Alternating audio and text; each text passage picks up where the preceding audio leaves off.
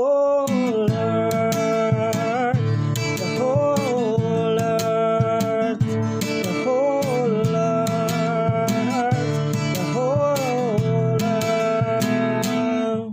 Dear learners, welcome. Welcome to the theme 8, Truth and Investigation of Truth. So to start with, let us reflect. Does our success in welcoming diversity require investigating the truth? What truth should we search for? And what means are available to us in our search for truth? And finally, what are the attributes and qualities required to search for truth? You have already completed 7 lessons of this wonderful course. So the course team wishes to congratulate you from the bottom of our hearts and wish you all the best for today's lesson that is about truth and investigation of truth. Actually, it is related to our whole life, not only this course. To start with, let's enjoy 2 stories that are about 2 of the attributes we need to find the truth. First one is about monkey and children. Well, a monkey was being chased by a group of village children who wanted to catch him. The monkey jumped from tree to tree till he could not see the children anymore. He was relieved and began taking some rest. Suddenly, he saw a squirrel who was busy gathering some nuts and carrying them into a hole in a tree. So he was dropping them in the hole, returning, collecting some more and going and putting it in the tree. So he thought to himself, the nuts must be very tasty. So he went near the hole and could smell the nuts. He could not resist anymore and put his hand in the hole, deeper and deeper, till he finally could fetch the nuts. He filled his fist with a lot of nuts and tried to pull them out. But the hole was too small for his hand full of nuts to come out. The monkey could not decide what to do. If he opened his hand, he would lose all the nuts, they'll fall off. At the same time, he could not pull out his hand from the hole. So he remained standing still and was not willing to let the nuts go, even when he heard the children approaching again. So the children saw him and ran towards him. But he still did not let the nuts go. Finally, you know what happened to the monkey? He ended up being sold by the children to a zoo and spent the rest of his life in a cage there. So this story demonstrates, shows us that to achieve freedom, we must leave some of the things we hold dear to us. This is true even when we set out to investigate the truth. Unless we give up certain things, we forget certain things that are dear to us, we cannot reach the truth. Now there is a second story which is about a thief at hand. In the middle of the night, a man heard footsteps in his home and he quickly got out of the bed to investigate. Sure enough, in his sitting room, there stood a thief. His hands filled with valuable objects and he would carry a sack on his back. Taking fright, the thief dropped everything he had and jumped out of the window onto the street, while the owner of the house chased him to catch him. The owner, who was young and fast runner, ran after the thief for a few blocks in the darkness till the thief could not run anymore.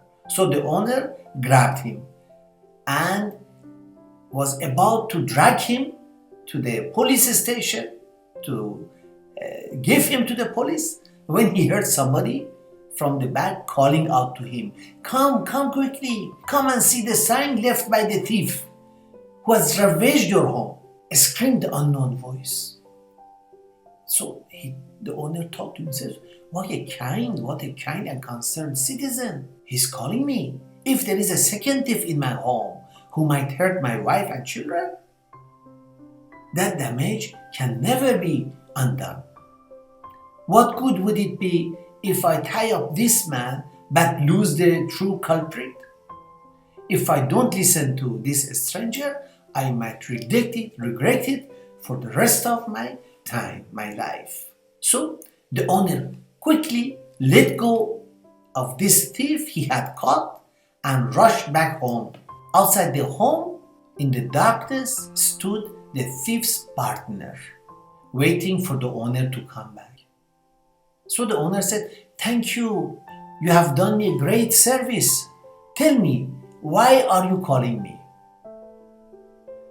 The second thief said, "Let me show you the footprints of the thief. See, he has run away in that direction. If you go in that direction, chase him right now, you are able to catch him." The owner said, "What a foolish man. What are you talking about? I already caught him. You tricked me into letting him go. I had the truth in my grip, and you are now suggesting that I look for the signs?" "I'm well aware of the truth," said the second thief, pretending innocence. "I'm only trying to show you the signs of the truth." Owner said, "You are certainly either a thief yourself or a total mad. Now I'm certain that in fact you are a thief and know exactly what the other chap was up to. My enemy was in my hand and you made me set him free, and now you're telling me about the truth?" Well, sometimes the truth is much too obvious. People heed others, they pay attention to others, and wrongly search for its origin, while the real thing is staring them right into their face, into their eyes. They don't see it by following wrong signs that others give them. According to ancient philosophy, truth is the order and system that sustains the world in which we live. So this is the fundamental definition. Now we'll come to that. How does it apply to our day-to-day life?